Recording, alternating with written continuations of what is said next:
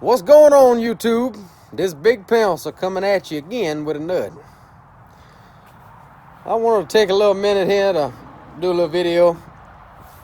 I had a lot of questions whenever deer season was in about why I quit shooting my 1187, and there's a good simple explanation as to why I stopped shooting my 1187 was because, in short answer, I messed it up. I messed it all up, jacked it up completely.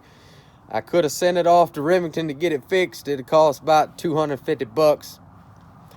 I just wasn't about to do all that for a gun that was as old as it was, and I could go out and buy a brand new one for about $500. I just wasn't gonna do all that, and so that's why I went to the traded the Benelli in for the Browning. Went from the Browning to the I had an 870 there for a little while, and then I ended up getting the Franke, which is what I finished the season out with.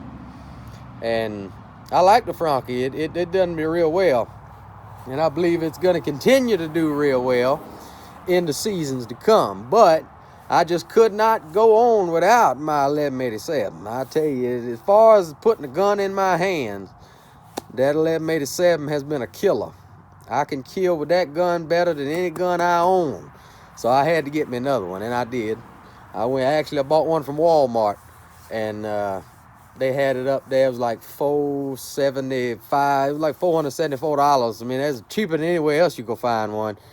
And I've shot it several times already. I bought it 2 or 3 weeks ago, and it's done pretty good. I mean, it's the same exact gun that I had before. And I actually took the buttstock off of my old gun and put it on this one because I had the butt pad was rounded off a good bit. It was worn from me using it, and it just felt better. It felt more natural for me to be holding this pistol grip versus the other one. I mean, it's the same, but it's got them sharp edges around the corner of the butt pad, and it kept hanging up in my jacket whenever I'd put it up, and it was getting on my nerves. So I took the buttstock off and put it on here, and it interchangeably works just the same. But I got, same one. I got 28-inch barrel, a black synthetic 1187 Sportsman. But I'm going to show you how I messed up my other one. I got the other one right here. Now, the reason I messed it up was because I was having a couple of hang-up issues. I don't know if y'all noticed it or not, but when I shot that old nanny that just about ran me over that day, the gun hung up on the second shot. Well, I figured out what the issue was as to why it kept hanging up. Now, this is the issue I'm having right now. The chamber won't close all the way. The problem I had was it was dirty. It was really, really dirty on the inside. Now, I can close the chamber, but I got to force it. I got to force it closed, and so it's just not going to shoot like that. But I don't know how well, if at all, you can see it. But right in here, there's a clip right in there that kind of teeters back and forth on a little snap ring right in there. Well, that thing was all gummed up with oil and stuff from over the years of me using it and not cleaning it out like I should in that particular spot. So I figured out that problem. I went ahead and tried to clean it that day. Well, another issue I was having was my follower kept hanging up in my mag tube in here. So about the third shot or so, the mag tube, the follower would get stuck in the mag tube, and it wouldn't push the shell out, so it wouldn't cycle the shell like it was supposed to. And so I was going to try to clean that out as well, or buy another follower, whichever one I need. I was going to try to clean it first and see if that would work. So what I done, being a smart person, a really smart person, I've sprayed all kinds of stuff in this shotgun to clean it over the years. I've sprayed, WD-40, Remol, gun scrubber, brake cleaner. I've sprayed all kinds of stuff in there. Well, the only thing I had at the house that day to spray in this thing was starting fluid. I would not recommend spraying starting fluid in a firearm. Yeah, it would have worked if I would have just sprayed it in the receiver to clean out this inside here, to clean out that clip. If I'd have left it at that, gun would have been fine, wouldn't have had no problem. But the issue I had was I sprayed that thing all inside of that mag tube in there trying to clean it out. Well, the issue I had was it got so cold that it warped. It warped this magazine tube. And that's why I can't hardly open and close my chamber, because there's a couple of bars that ride on a little cylinder that goes up and down this mag tube, and it's not allowing it to slide up and down it like it's supposed to. It's bent. The mag tube is bent on it. And of course, it's not screwed in like every other gun on the planet. Remington had the bright idea to solder the mag tubes inside of these guns. So I would have had to send it to Remington. They would have replaced the mag tube in it. Then they would have refinished the whole gun, because they would have had to heat up the receiver, take the mag tube out, put a new one in, resolder it, and then they would have refinished the whole gun. So after all of that, I'd have been $250. And I just wasn't paying that at the time to get it fixed. So I bought me another one. So that's the issue I had. Do not spray starter fluid in your mag tube to try to clean that bug out. If you need to, take it to a gunsmith. Get them to fix it, because I sure missed my gun while I was trying to hunt deer. Yeah, I killed a lot of deer. I killed 6 deer with that Franke toward the end of the season this year. But I always missed my baby. Now, this was my baby. And it broke my heart to see it go. Now it's just a safe ornament. I keep it in the gun safe. And use it whenever I want to scare somebody. Take it out the gun cabinet to scare somebody with. It'll be about the only thing it's ever going to be good for anymore. But I just wanted to take a minute, to kind of tell you about what I've done to jack up my shotgun as to why I quit hunting with it last year.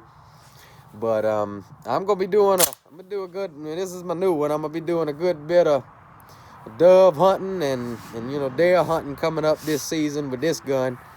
And I'll probably switch back and forth between this and my Franke, but I'm gonna be shooting my 1187 at pretty much everything this year, and we'll see how the season goes.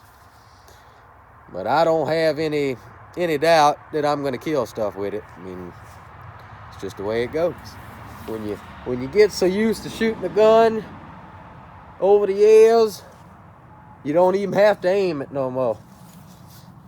It's just a second extension of your body.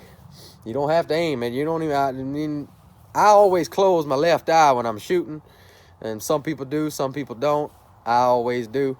But you don't have to. When you get the way you're comfortable with a gun like that, when you put it up there and anchor in on it, it's right there on the money every time. And that's how I'm able to shoot at a deer getting up out the bed so fast. I mean, you just gotta, bam, you throw the gun up, bam, shoot.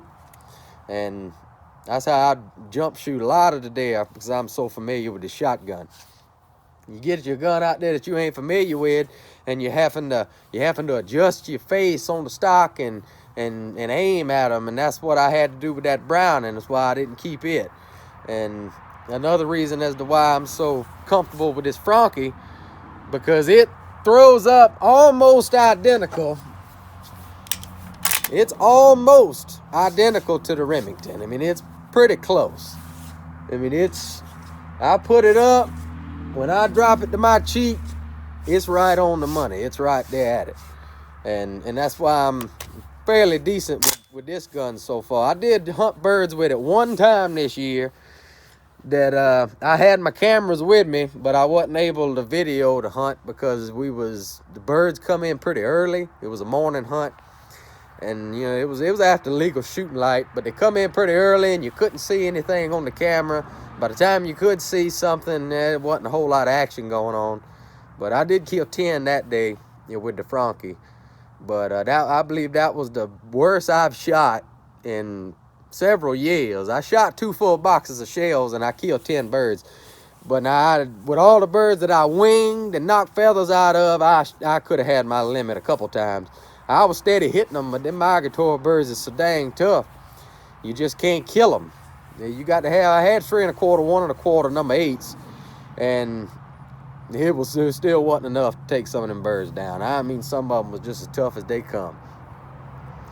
But yeah, it's the end of January right now, and the next thing we got coming up is getting ready to go to Jamestown, if the water ever comes back down, and we'll be down there and you're catching some catfish in Jamestown, and turkey season starts right after that. I'm getting primed up for turkey season, and so we got a few things coming up to get excited about and look forward to.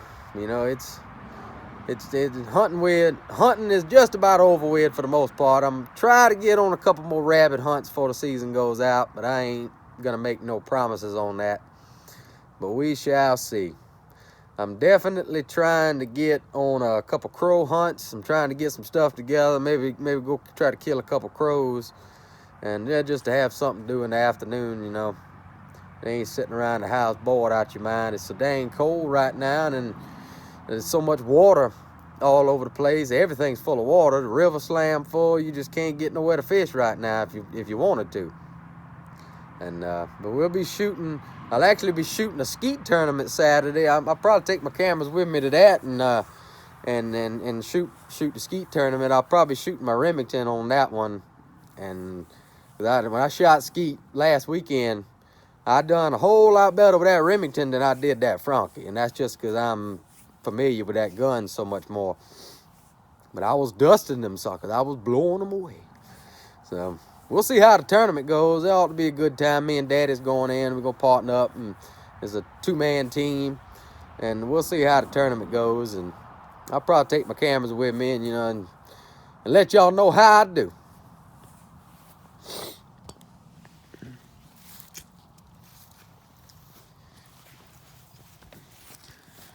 But we get the boat ready. We got the boat here ready to go. I did get it out of the shop.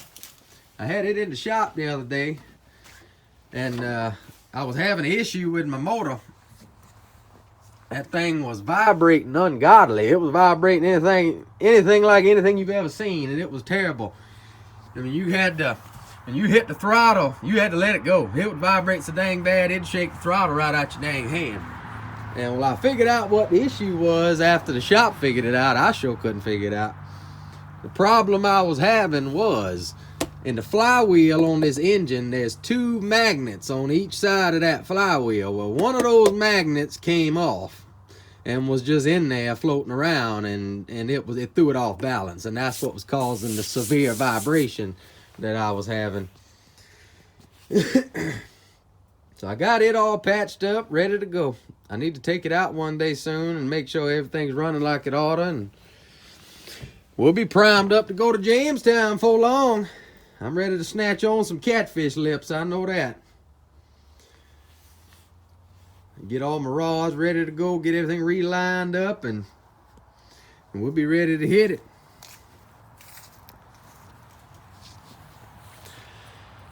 But like I say, y'all stick with us. We creeping up on 19,000 subs now, and I appreciate every one of you. I appreciate y'all watching, and this is Big Pencil, and we will be back with another one soon.